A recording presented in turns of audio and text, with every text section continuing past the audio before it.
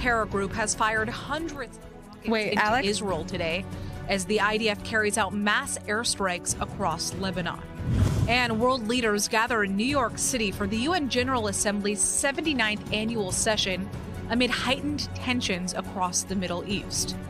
Plus, Iran's president says he's prepared to ease tensions with Israel while still backing the Islamic Republic's proxy group, Hezbollah. So, is he all talk? We'll break it down.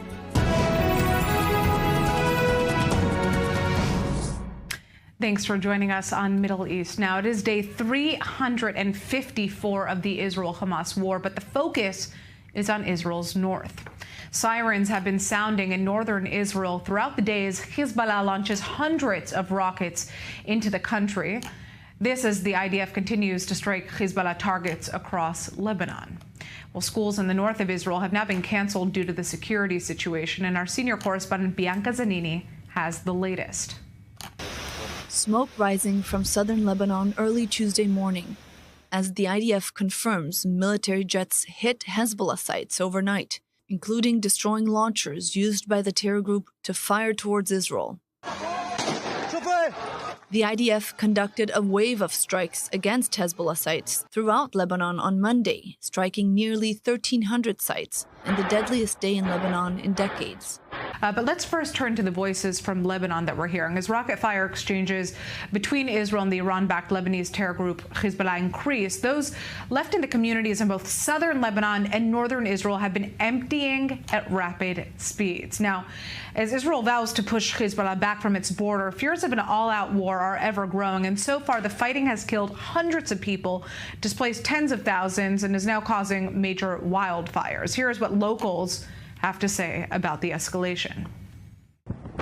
After almost a year of fighting against Hamas in Gaza on its southern border, Israel is shifting attention to the north, where Iran-backed Hezbollah has been firing rockets in support of Hamas since October 8th. The situation leaving residents on both sides of the border at odds. Every 10 years, 15 years, 5 years, we have war again. This is Israel. You can't fight with terrorists. It's guerrilla. You can't fight guerrilla. As long as we have a neighbor like Israel, we can't sleep safely. We must always be ready with a deterrent force against this brutal enemy who doesn't differentiate between children, women, the elderly, or resistant fighters. So we treat them the same way they treat us. A day after a wave of Israeli airstrikes hit Hezbollah targets in southern Lebanon, thousands of Lebanese citizens are fleeing the region. Monday now being called the country's deadliest day in decades, with Lebanese authorities saying the death toll is over 500. Israel's offensive against Hamas continues there. The Hamas-run health ministry claims that 12 people were killed over the last 24 hours amid Israeli airstrikes targeting the terror group in the enclave. Meanwhile, there seems to be no movement forward on a hostage release and ceasefire deal as the families of the 101 Israeli hostages still captive in Gaza continue to protest across the country. And then last night, at least 2 Palestinians were reported wounded after Hezbollah fired rockets into the northern West Bank. Well, joining us now is Gaza writer Ahmed Fouad Al-Khatib, and I'm interested to hear what we're hearing from the Palestinian public regarding perception about the escalation that we're seeing between Israel and Hezbollah. Are Palestinians happy about this? Thanks for having me. So as the Palestinian public has grown desperate to see the war in Gaza end as soon as possible to stop the suffering where the remainder of my family still are, we've seen, unfortunately, a lot of people cheering on Hezbollah, not necessarily because they're fans of the group, but because they actually have hope that Israel is going to be too busy in the war with Lebanon, such that there will be a reprieve, if you will, in the fighting in Gaza. And The 49th session of the UN General Assembly is gathering in New York City as tensions are at an all-time high in the Middle East. But even outside the UN headquarters, anti-Israel protesters have vowed to make a scene. And our Samantha Trenk has the story. Each year, the UN General Assembly brings together hundreds of diplomats from across the globe for the general debate inside the UN and dozens of meetings in the city.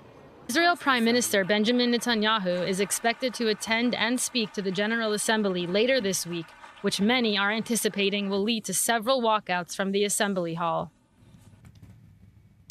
Meanwhile, the U.S. President Joe Biden has spoken just a short while ago addressing American concerns about the Israel-Hamas war and the ongoing escalations between Israel and Hezbollah. Take a listen. I put forward with Qatar and Egypt a ceasefire and hostage deal. It's been endorsed by the UN Security Council.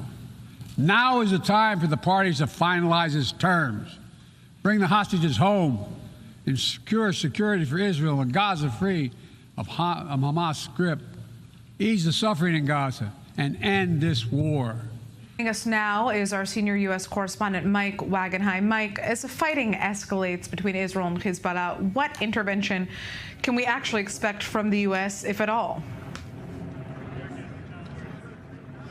Very little to none.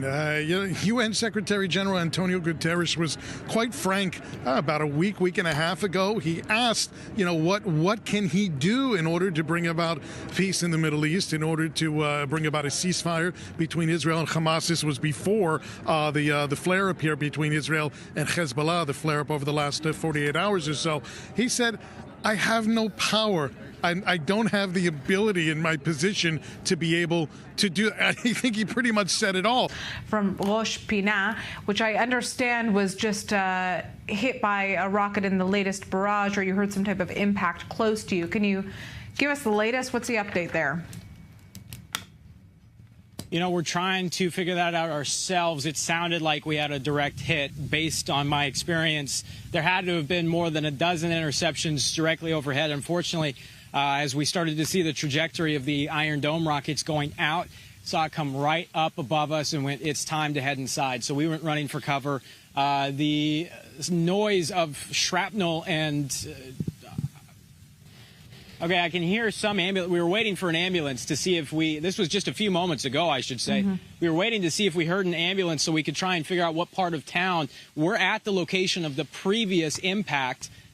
The crews were up on a ladder trying to put plywood to cover the hole caused by the rocket that went into this home behind me. Saw them running down the ladder as I'm sprinting towards them to try and get out of the road. Iran is willing to lay down weapons if Israel does too. That is a real statement that just came out of the mouth of Iranian President Masoud Pezeshkian, who is trying to portray a moderate face to the Islamic Republic in a series of interviews with Western media as he visits the United States. Well, joining us now is Camelia Entekabifar, the editor-in-chief of Independent Persian. So, mixed messaging coming out of the Iranian president's mouth here to begin. I mean, how can he even suggest that Iran doesn't want war when his government continues to fund proxy groups like Hezbollah, the Houthis, Hamas, all of which vowed to destroy the state of Israel? Hi there, Natasha, and greetings to you and the viewers. As you know that I am at the United Nations and closely following the events regarding of the Iranian president here. There are mixed messages comes of him, as what you just mentioned that, which give me two thoughts. When he speaks, if Israelis would come down, Iranian would be also give up its immunity of the weapons. So that was a little funny because he added then the Gulf. It has taken Israel almost a year to launch larger scale strikes on Hezbollah following nearly daily rocket fire from the Lebanese terror group into northern Israel. But it seems that international leaders are only now coming out to condemn the escalation in fire. A chorus of different Western and Arab countries have come out with statements urging Israel to avoid a full-out war in Lebanon following the IDF's largest defensive against Hezbollah since the 2006 Lebanon war. Now, Egypt is calling on the UN to intervene immediately. Saudi Arabia is urging restraint. The list goes on here. And joining us now is our Dubai correspondent. Very interesting. We're turning now to airlines. As the fighting escalates between Israel and Lebanon, more airlines are beginning to suspend services to both countries once again. The Lufthansa Group has now canceled flights to Israel until October 14th, which includes Austrian Airlines, Swiss Airlines, Brussels Airlines, Eurowings, and of course Lufthansa itself.